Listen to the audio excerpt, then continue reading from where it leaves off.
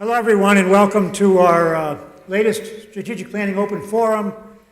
We realize that this is not the best time of year to try to get a big crowd out, but we still wanted to try to get something in before the end of the semester and all the graduation ceremonies so that you'd have some idea where we are in the progress of our new strategic planning effort, and still have a chance to provide some feedback and help us think this through, because we're a long way from having the kind of plan I think we need to have to move forward. So one thing you'll notice is that I think each of you should have been given a card, and we'd like to invite you to write any comments that you have during the meeting and drop them off with us. It's a nice anonymous way to ask questions or to suggest different directions or whatever. And so if you have ideas that occur to you during the discussion, then by all means, please jot down a note on the card and give it to us on the way out.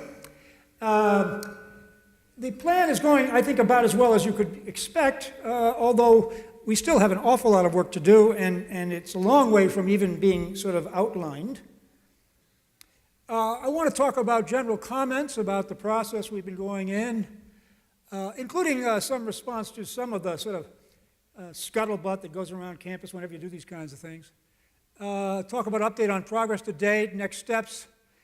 I'll report a little bit on some of the major themes likely to be represented in the plan, at least so far, but we will not be reporting on the recommendations of the individual task groups we've already set up. There's 6 of them, because their final reports are not due yet, and they haven't been appropriately vetted through the steering committee. So we're going to basically shy away from specific recommendations from those groups, although the early indications that we have are that we will get many good and I think very helpful recommendations coming out of those groups.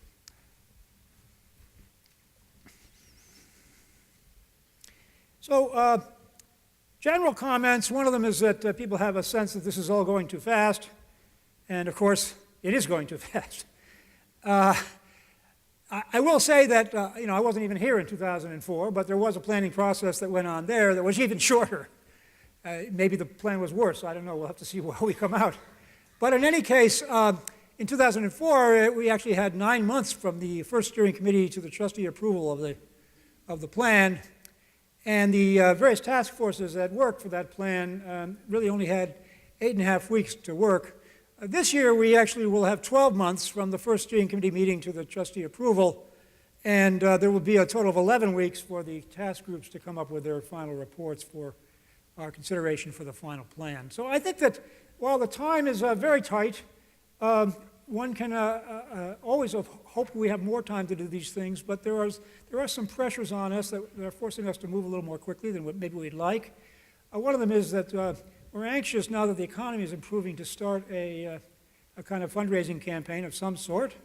And one of the things you need for a fundraising campaign is a compelling case for people to support the university. And it seemed to us that the development of a compelling strategic plan would be a perfect match to the start of a new fundraising campaign. And so that's one of the things that's driving the timetable here.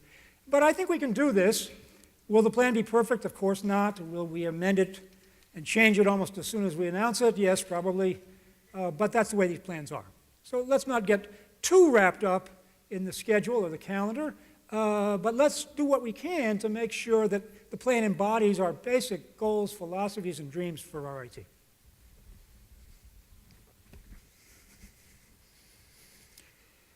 Another comment was that we had sort of limited participation in the planning process so far. Well, I wasn't here in 2004, but I can tell you that we certainly have done a lot. I mean, we've had 2 open forums. We've had a full day of the Alumni Association Board of Directors meeting. We addressed them. We have had a discussion forum on the Strategic Planning website going for some time with many entries. The Trustee Strategic Planning Committee has been meeting regularly and working with us. Without trying to dictate the plan to us, they have been trying to make sure that when this whole plan emerges, it'll be something that they can embrace. We set up 6 task forces with some 150 members or so, and they've been hard at work, many of them meeting weekly, in order to help identify some of the key issues, challenges, and opportunities that the strategic planning process can provide for us. We've had, all of those task force meetings have been open to the general public. We set up 6 task force wikis. become even more agile here in cyberspace. We've had an informal salon for strategic thinking organized by Tim Engstrom, and they've had a number of meetings and have forwarded minutes of those meetings to us for our discussions at the steering committee meetings. And frankly, those conversations have been rich and helpful. We had a provost town hall meeting, about 70 attendees on that. I spent a full day and a half with my own advisory group, the President's Roundtable, getting all of their feedback, and they're not a shy group, I'll tell you that. We, in April, devoted a full day at the Board of Trustees meeting for basically the same kinds of activities. We've had conversations with our Institute of Fellows. We conversed with the Imaging Science Advisory Board, presentations to all the governance groups, usually more than one. I mentioned the full-day trustee meeting. I think that's already in there twice. I actually went on Reddit. I had an AMA on Reddit. That's one of those Ask Me Anything things. And there were about 300 comments before I ever logged on. Most of them are sort of the nature of why don't the storm drains get cleaned faster or something like that. But there were a lot of very interesting comments that I think can inform and help us as we move along. And we were able to answer, I think, about 30 or 40 questions during the hour we had. It was certainly a first for me. Now I'm sort of anxious to do it again. Even though you sort of take it on the chin a lot on Reddit, because it's all anonymous, it was an opportunity to have a frank discussion on some of the challenges and opportunities that lay ahead. So that was fun. We have a strategic planning email address. We've received about 100 emails providing input there, and we actually sent out a survey to our alumni, and we gotten almost 900 respondents so far. So I think we have made a genuine attempt to reach out to the broader community, and we have gotten a lot of information back from them. I think in some sense what may be the problem moving forward is sort of the, I shouldn't mention this in the same sentence, but the NSA problem. We may have too much information, but in any case, we've been very open, and I've been very pleased with the community response.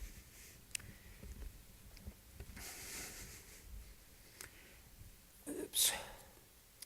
Now, I want to talk about the decisions that have already been made, because some people think the decisions have really already been made. And so all the decisions that have currently been made are listed up there. In fact, it's worse than this.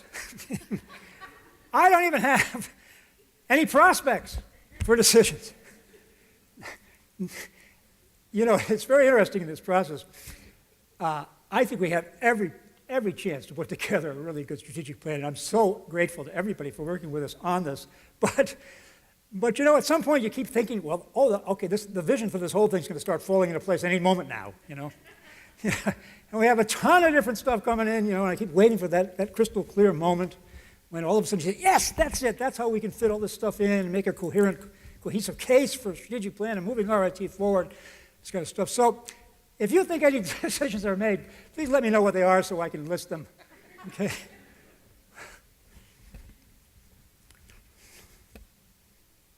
I want to talk a little bit about the update and progress.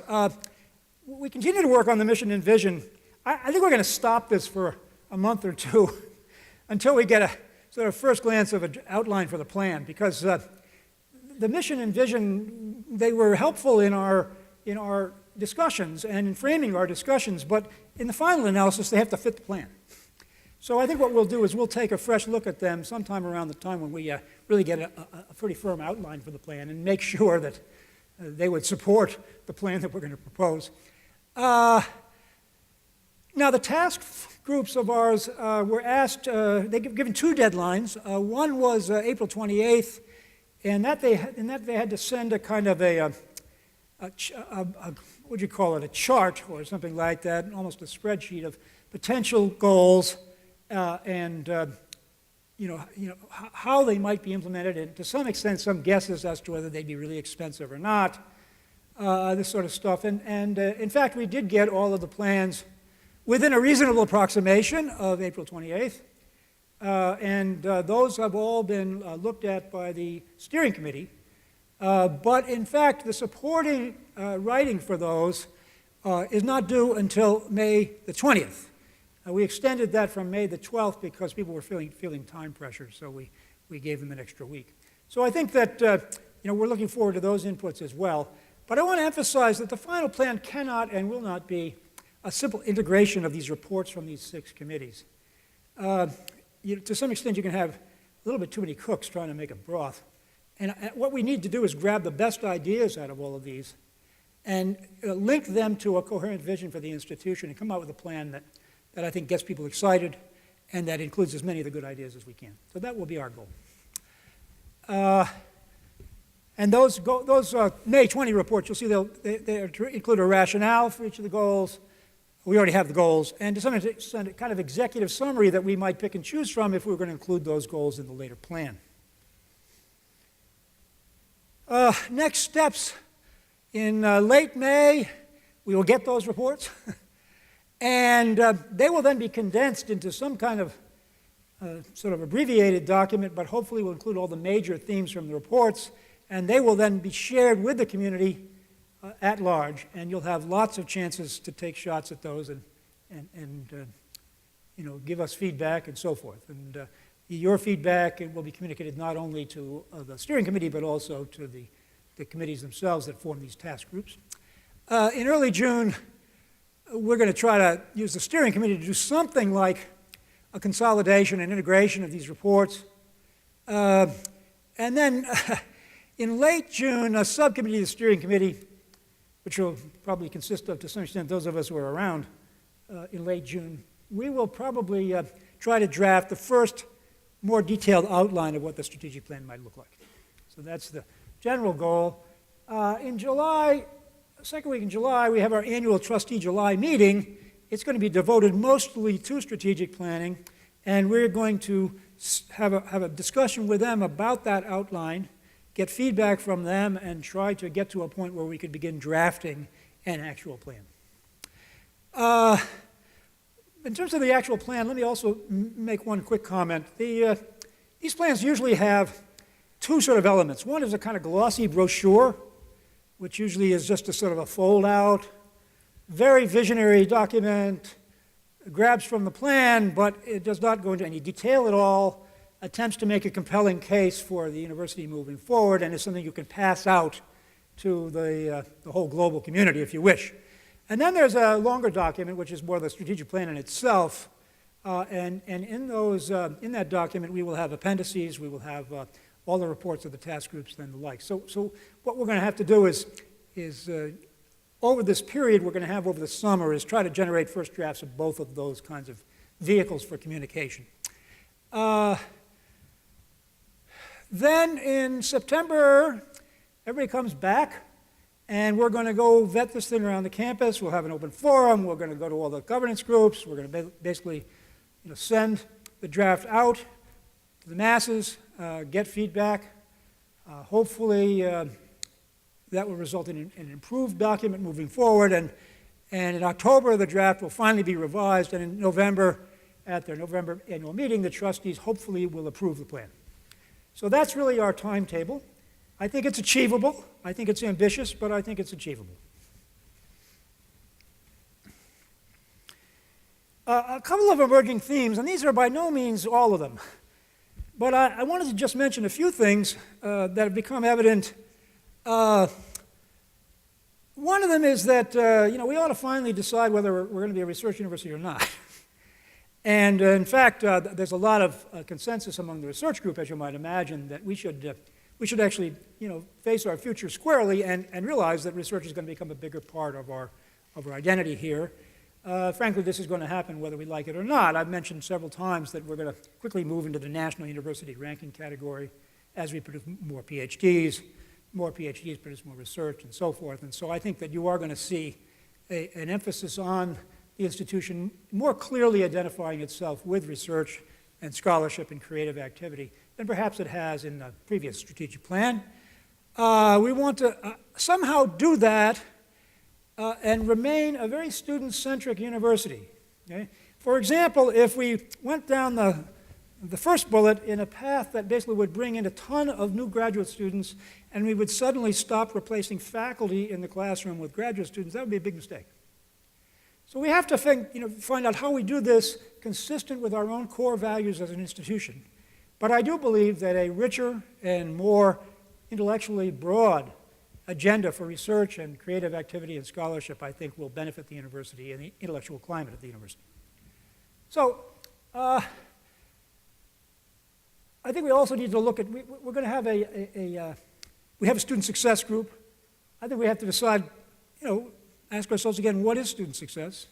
And to what extent, are we already there? To what extent do we need to keep working on this? To what extent is student success getting a job? It used to be at RIT, a major measure of our success for our students was whether they were employable when they got out. That's still true. The question is, do we want to basically define student success more broadly as we move forward? And we have a very good group looking at that issue.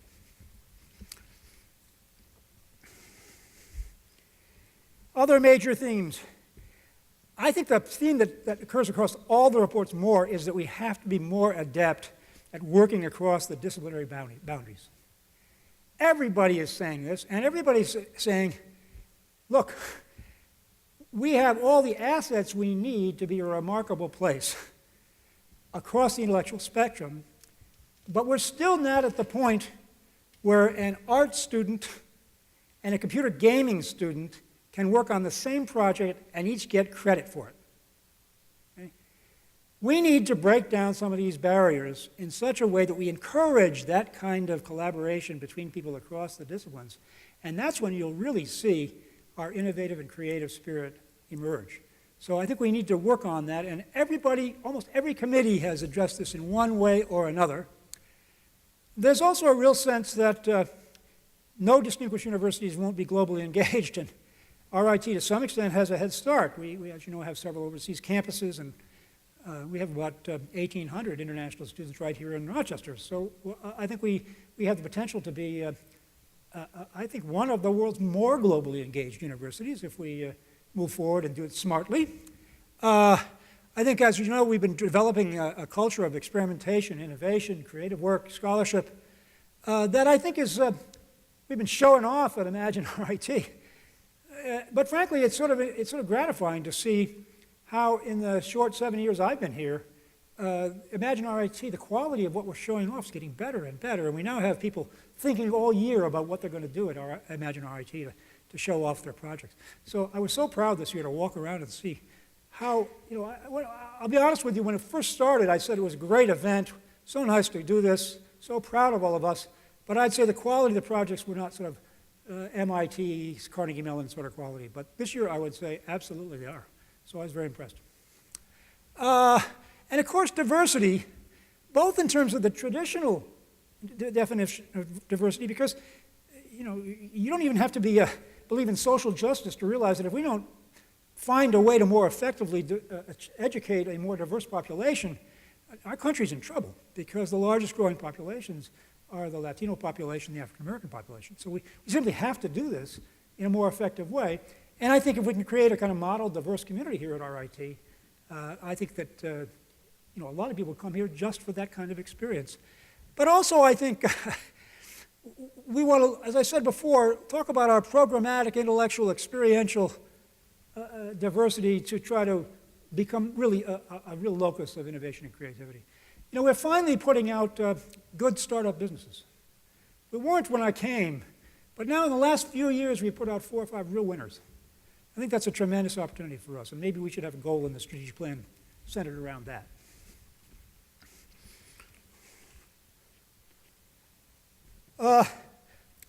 Some of the groups are actually sort of more focused on things like organizational agility, and I don't think you'd have a goal saying we shall be more agile. But I do think that this is an important enabling capability that we need to develop to achieve the other parts of the strategic plan. And so that group has been looking at possible changes in some organizational matters, even accounting processes. We operate with what they call a centralized financial model. That means that the central administration, that's Jeremy and I and Jim Waters and the rest of the vice presidents basically allocate resources out to the colleges, and the colleges basically use those resources to further their programs.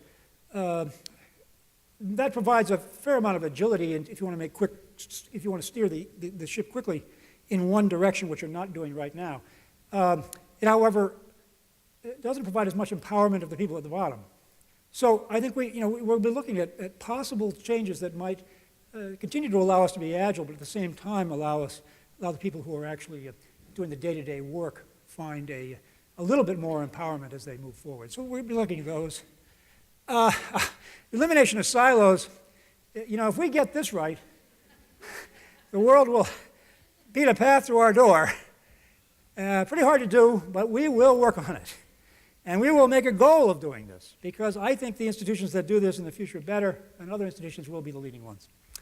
And I think culturally, a lot of people have been saying, it's great that we're a fiscally conservative place and that we don't worry, we don't have massive layoffs, and we don't have ups and downs in enrollment, and everybody seems to basically like the way the ship goes in general. But people do think that we might benefit from being a little bit more willing to take risks, at least calculated risks in certain areas. And that'll be an interesting question, because I think some of the ideas coming from the task groups and even from the steering committee are more on the, so these are not business as usual kind of ideas. And I think those will involve the institution having to decide whether or not it's willing to take those kind of risks moving forward. And I think that'll be an important consideration for us. Obviously, we need to be willing to value experimentation, and we need to basically leverage our differences. In fact, take advantage of our diversity, both intellectually and in terms of our own personal background, to make use of all the assets we have on campus to move forward. And then, of course, space allocation came up. Space is the final frontier here. We were joking. I think it was Kit and Jeremy and I were joking about how I think what we'll do is we'll basically declare that everybody has to move out. We'll move everything onto the mall, and then we'll basically tell you where to go. We'll completely reevaluate our space. Space allocation at a university is always historical. Okay? It very rarely actually reflects. It reflects, but reflects only very indirectly say, changes in student enrollment, or the number of faculty you have, or the amount of research you're doing, or these kinds of things. Space, to some extent, is allocated historically, and then it's very hard to change those allocations. But if you really want to make optimal use of your physical resources, you have to be willing to look at this question. So I think that'll be a very interesting one, and we'll see how courageous we are in that one.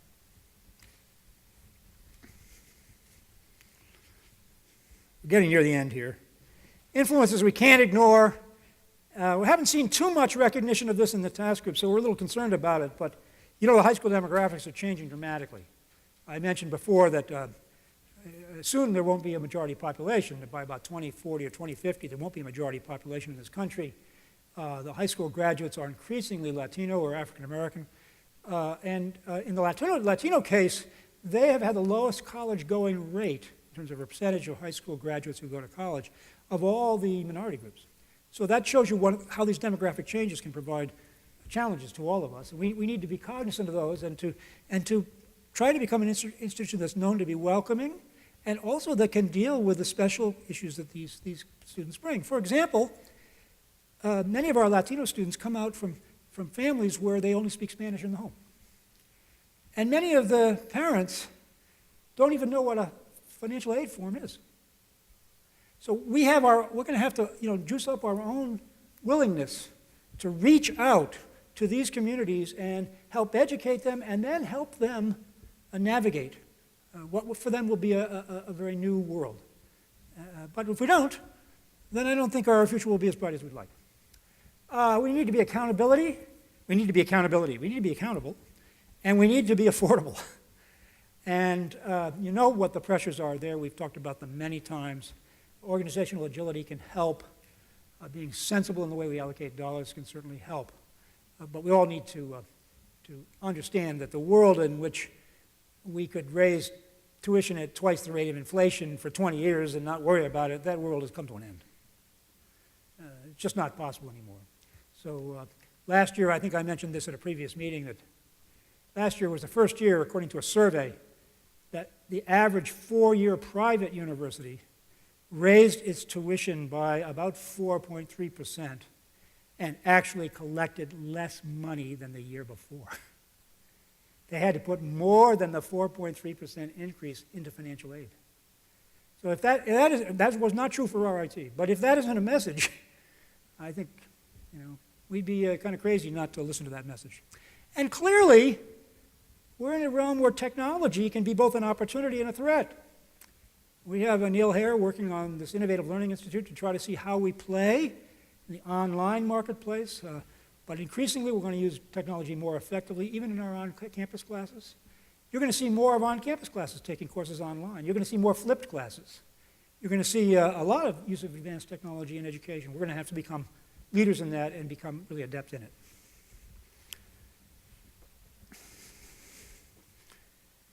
So, that's my story, and I'm sticking to it.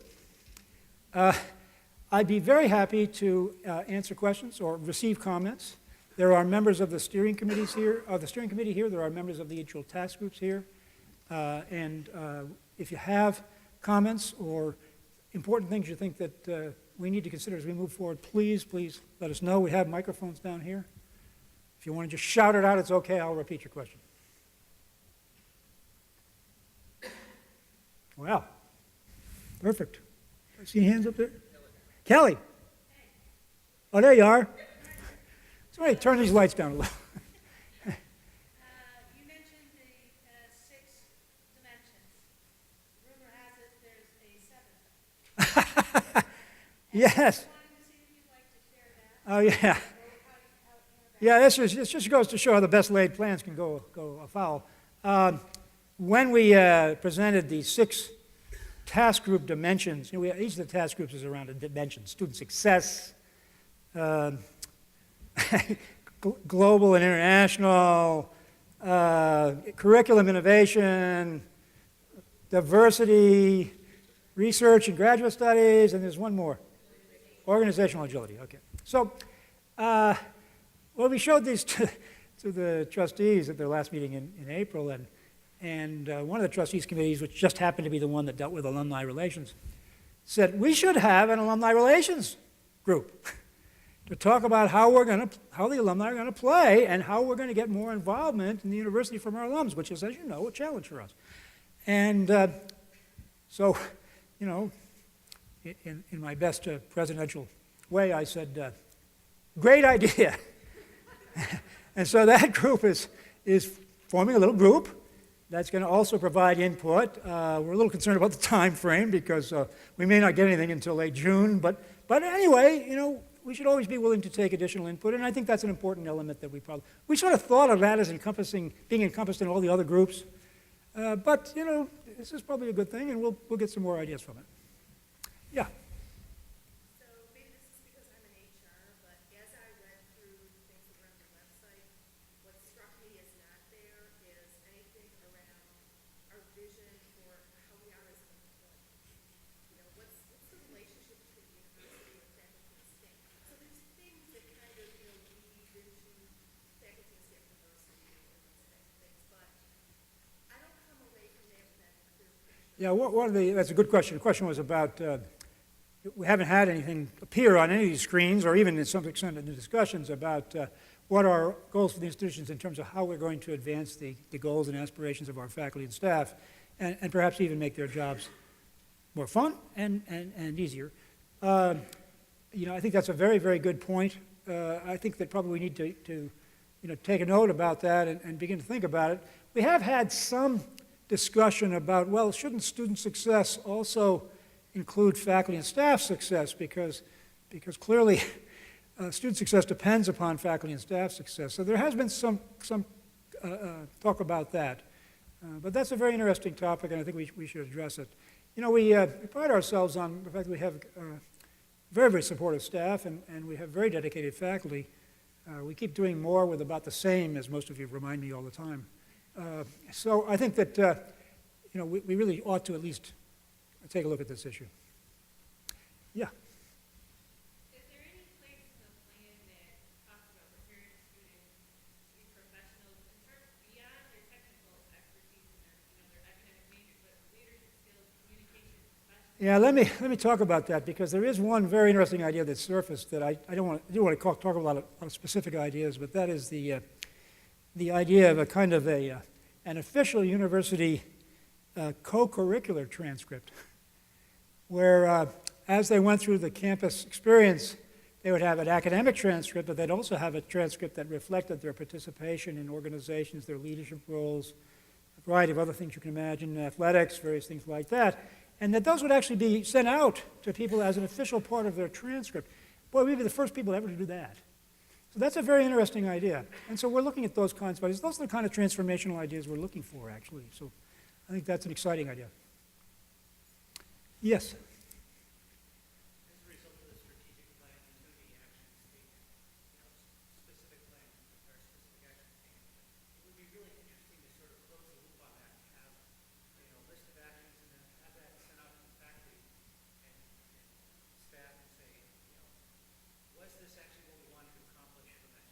Right, right. Good, yeah. You can have the same name for something, but the outcome is completely different. No, that's not. Yeah, right. So it is a feedback process. Hey, these are the action plans we're going to do as a result of this. Which one of these were actually the things that we wanted to get to start? Yeah, that's right. And some reporting back process as we go through. I think that the strategic planning process actually has to be followed by an implementation process as well. The plan is mostly about our goals and aspirations for the institution. We don't want to adopt goals and aspirations we think would be impossible to achieve, but that doesn't mean the plan will be a complete implementation plan as well. We need to really focus after that on how do you go about actually achieving the goals that are in the plan. Hopefully, we already have a lot of ideas on some of those, but that'll be important. Yeah? I think one example of that is the breaking down silos. So Yeah. breaking down silos is an impossible task, but working on specific behaviors of silos that are counterproductive and say, hey, that's really what we want to solve, this one behavior that prevents interdisciplinary. Yes, exactly, exactly. And so we can get feedback on that and say, yes, that was it, because that's really where we're going to make progress. Yeah, that's what I call breaking down silos to some extent. To some extent, we have to organize ourselves by some order, some groupings, but I think that what we want to do is get those barriers that prevent people from working across those groupings either reduced or eliminated. It's a very good point. Very good point. By the way, one more thing. I need you to help me think about this because remember I told you we have to have both a strategic plan, which is a longer document, and we also have to have sort of this vision document. You know? And I want to tell you what my current thinking is, but I need your help in thinking about this. And that is thinking about RIT as being sort of the New World University. You know, you've heard about the New World Symphony, right? Well, this would be the New World University. Now, why am I thinking about this? I'm thinking about it because in some ways the pendulum in higher education has been swinging in our direction. There's a lot more attention being paid to accountability, return on investment, whether students actually find meaningful careers after their thing. That's in our bailiwick right there. There's a lot more interest now in working across the cranium, so to speak. You know, and the emerging industries increasingly are things like gaming, which is now bigger than the motion picture industry, where you have to basically have both geeks and artists, and we play very well in that space.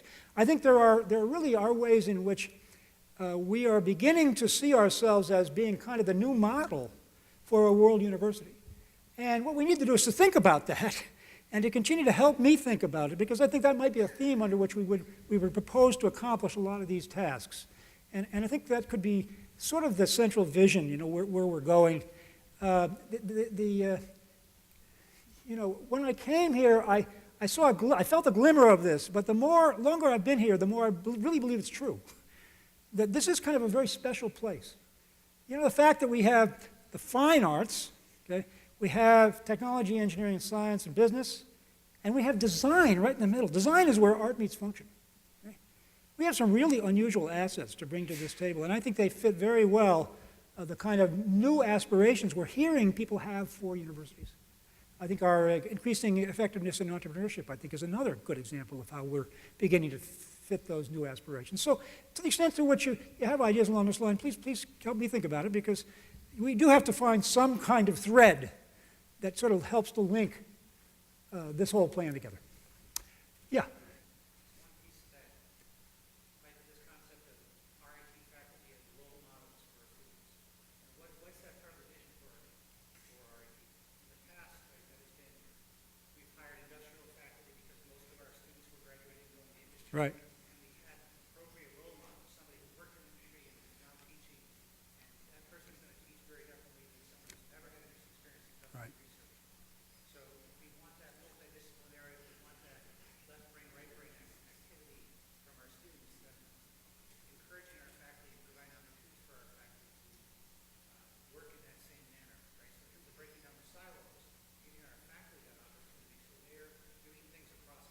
Exactly, exactly. And making that possible. It's very hard right now, but well, we think we have some problems to wrestle with, but those would be glorious goals, and if we could make progress in them, we'd be way out there. So, other comments? Yes? I have a comment and a question. The comment is breaking down the barriers. We're actually doing it now with some of our clubs. You look at Formula Club Oh, without a doubt. or Baja. Right. Those are those are cross the silos, and it really proves how successful it can be. And even our engineering capstone projects, they can now work with computer scientists. So we're making progress there too. But we're still not yet at the point where the business students are in there, along with the engineering and computer science students. The business students are involved. Well, we need to encourage more of that. And I think, what about the arts? Okay? Yeah, oh yeah. Listen, is leading off your comment from before, what are the aspirations, and what are businesses wanting from us? And the more I read, the more it seems like businesses and parents and students want an education that's going to bear fruit. Yes, whatever that is. Right, right. We, as you said, seem to be in a very good place. And my fear is through the strategic planning process, we may be looking out there and looking out there and looking out over here, but our best path is right in front of us. Yeah. Fail to see it. I hope we don't do that. I hope we embrace all that is so good in what we're doing now and what our unfair advantages are, and stretch ourselves a little bit, but not forget. Good point. Yes, back there. You mentioned diversity a couple of times, and there recently was a court ruling that might have been at a university in Michigan, which says that the school did not have no requirement to consider the ethnicity, if you will. Yeah. And in terms of moving forward for RIT and perhaps for other universities, I'd just like to know your thoughts in terms of that ruling and what that could possibly. First of all, I don't think it directly applies to us immediately. I think we're a private institution. We follow a different set of rules than do the public institutions like Michigan. There will be, of course, increasing scrutiny on the extent to which our admission policies are fair and well justified. But I think I'm prepared to defend those to the last because I'm so proud of what we do. Jim Miller, our vice president for enrollment management, he gets frustrated with me because every year I say, Jim, here's your goal for the year. I want many more applications than we had the previous year. I want that to produce a freshman class that's much smarter, that is more diverse, has more women, okay, and doesn't consume any more financial aid. He looks at me sort of quizzically saying, what is this man thinking? But frankly, we've done most of that in the last few years. And this freshman's class will be probably the best ever from what I can see. We don't have the whole picture yet, but it looks like quality-wise it'll be the best ever, if not maybe one of the top two. And I think its diversity will be up. So we are committed to doing this. I don't think we can have a future if we don't get good at doing this. By the way, one of the things we're proud of is today we're celebrating the graduation of our first students from the Rochester City Scholars Program. And we have 17 graduates this year. And, that's another indication of the way we can play an important role in our community to try to help, students to find a future at an extraordinary place like RIT. So, I think we have a lot to be proud of here. Other questions? Can't see all the way back. Yell out. Hearing none. Thank you very much. We stand adjourned. Oh, the cards. Yeah, the cards. If you have cards, jot down a note if you think you have one you'd like to let us think about. And we'll be happy to give you further updates as this whole process goes along. Thanks for coming.